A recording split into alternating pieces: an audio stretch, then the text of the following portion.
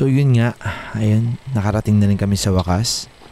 So yung trip namin ngayon, instead na Baluon Pool, dinagdagan namin yung trip namin papuntang Parigo San Itpare. So before that, mga around 30 minutes siguro yung biyahe namin galing sa Union sa amin, sa lugar namin, papunta dito sa San Juan ata. Oo, San Juan ata to.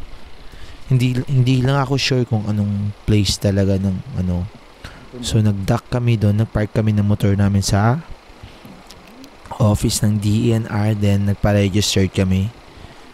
Tapos nagbayad kami ng environmental fee na 30 pesos each. So yun, at kumuha rin kami ng guide si Kuya, which is I think 500 ata. 500 yung binayad namin. Kasi first time namin pumunta dito, so wala kaming ka-idea ano yung dadaanan namin, baka maligaw pa kami.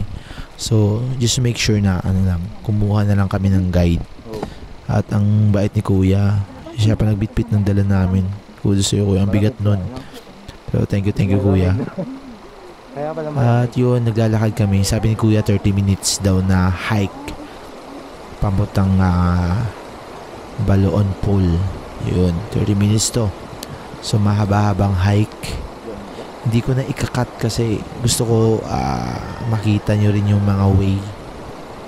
At malay nyo, para hindi na kayo kumuha ng guide, para hindi ko na kinat to or fast forward, para at least may idea kayo kung saan na kayo next time pag pumunta kayo nung Baluon at first time nyo. So may idea kayo kung saan kayo dadaan. So may mga naman daw, sabi ni Kuya, madali lang naman daw yung daanan dun. Pero yung Parigo San Itpare, next video ko na yun i-upload kasi pag ito ang sobrang haba na pag in-upload ko yung dalawa na yun. Kasi after ng Baluon, diretso kaming Parigo San Itpare. And then from Parigo San Itpare, pupunta kaming View Deck. So 30 minutes pa Baluon, 30 minutes din daw pa Parigo San Itpare. So yun, 1 hour almost yung lalakarin namin for this day. So matinding lakaran yan, matinding cardio yan, pero kayang-kaya naman. Although ayun, ko lang yung suggest ko lang sa inyo, mag-light lang kayo. Light, kung madami kayo, yun, light lang, kanya-kanyang dala ng kung ano man yung needs nyo. Yun yung girlfriend ko, medyo okay pa dyan. Makukulit, nagnanaruto pa. Ayun. So enjoy guys, enjoy lang. Sana subscribe kayo. Ayun, alright. Yes sir, picture muna tayo dito.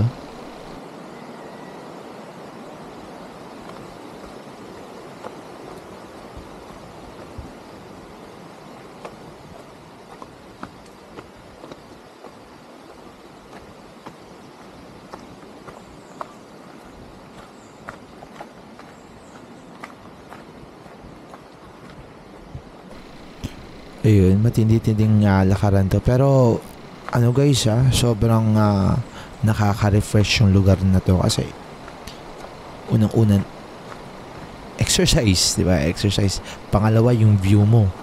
Yung buwan na nalalakaran mo, hindi puro gubat. May makikita kang mga ilog, kung ano man, di ba? So yung tunog ng huni ng ibon, nakaka-refresh. Kung ikaw mahilig ka sa nature, itong adventure na to para to sa'yo kasi talagang mare-refresh yung utak mo. Ito tulad nito, yan, diba? Ang ganda lang sa paningin, ang linaw ng tubig, tapos mga puno. Hindi ko alam kung ano tawag nito, parang kandila ata. Basta something kandila, ang ganun. Ayan, pero sabi ko nga sa partner ko, okay na dito. Kasi ang linaw talaga, promise. Mula puno hanggang dulo ang linaw ng tubig. Grabe ang linis. Northwest Panay Peninsula pala to. So inaalagaan talaga ng mga ano natin, ng DNR. So kudos sa inyo DNR. Ayun, sana mapangalagaan talaga to. Sobrang sobrang ganda ng lugar, as in. So hindi ka mapapagod ka literal, pero after that refreshing kasi. Sulit kumbaga yung lakad mo. Kung ganitong view lang naman yung nakikita mo sa habang naglalakad, di ba? Try nyo din guys pumunta dito. Ang dali lang, pero promise hindi kayo magsisisi. I know yung iba nakapunta na dito, mga taga-amin, mga part ng Antique, for sure.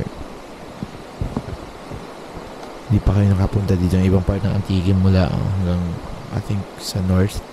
Ewan ko lang, north ba? Wala akong idea. Kasi Boracay talaga ako eh. So, umuwi lang akong Antique para i-visit yung girlfriend ko or may gagawin. Ganun. Or magta-trip. Minsan magka-camp ako. Yun, umuwi ako before. Pero ngayon talaga umuwi ako para i-visit yung girlfriend ko. Tapos yun, gala. So yun, medyo hindi pa kami sa kalahati. Pero all goods talaga. At ang lamig ng tubig pala, ang lamig, super. Yan. Medyo umiiwas ako kasi ayaw pa mabasa anong una. Pero wala. Nababasa pa rin. Sinaramdam na rin namin yung pagod dyan. Kasi around 7 minutes na kami naglalakad. Ayan, puro puno. Ganito lang yung mga view nyo. At nga pala guys, may pathway na. So, easy na lang sa inyo para puntahan yung Baloon na yun. Kasi, ayan kita nyo yung pathway dyan. Diretsuhin nyo lang yan. So, hindi kayo maligaw. Huwag kayong lumiko-liko. Diretso nyo lang sa pathway na yan. Ayan, ang ganda Ayan. So yun, enjoy lang guys. Enjoy lang sa panunood. Kung may tanong kayo, comment nyo lang sa section. At nga pala, kung baka may suggest kayo na puntahan namin, di ba? Why not? Pag may oras, yun, suggest na naman sa comment. Mga taga-Antique dyan. Makakasimanuan natin. Yun, ang ganda talaga ng lugar dito. Bangin siya, tapos may mailog dun sa baba. Kaya sabi ko, kahit dyan lang kayo pumesto, okay na kasi ang linis. Kasi ang linis ng ilog. Kahit saan talaga pwede pwestuhan. Pero yun nga, yun talaga yung pinaka-famous dun, yung Baloon, tsaka yung Paligusan ni Pare. Damn. Pag napanood nyo yung Paligusan ni Pare, kaso yun sa next video pa kasi yun Alright, enjoy lang guys. Panoorin nyo kung saan kami naglalakad.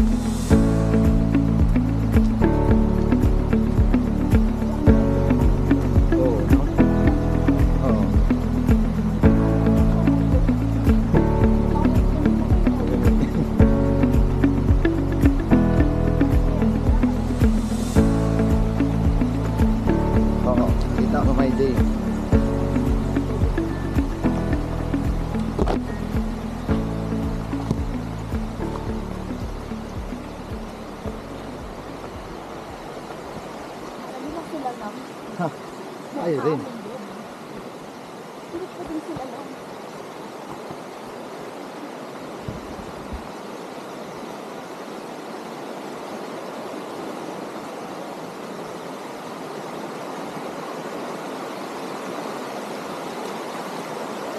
Sarap. So yun guys, after 18 minutes 18 minutes sa lakad. So sabi ni kuya, sobrang lapit na daw namin sa Balaon. Well, alam namin pagod na rin si kuya. Tingnan mo ang bigat ng nadala nyo. Ganun din kami. Pero sobrang worth it. Actually kaya pa namin eh. Hindi talaga nakakapagod siya kasi 30 minutes na walk.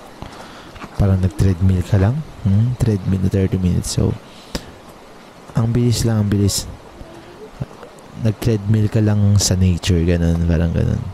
Kasi ako nag-treadmill ako 30 minutes eh. Hindi naman iniinda. Pero yung si kuya talaga, kasi mabigat talaga yung dala niya. Mga inumin yun eh. Mga beer. At yun na nga, dito na kami. Ito na yung senyales. Yun na yung sign kanina na papuntang Paligusan ni Pare. At yun nga, sumabit pa yung camera ko. So nakikita nyo yung kubo na yun, doon na daw yun. Doon na yung Balaon Pool located. So, sobrang excited namin. Gusto namin tumakbo. Yan yung girlfriend ko. Sobrang excited na rin siya eh. Kasi natatanong na namin.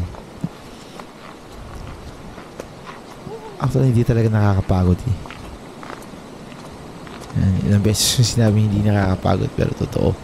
So kung naghahanap kayo ng sign na puntahan yung lugar na to at hindi nyo pa nagagawa, well, ito na yung sign nyo guys.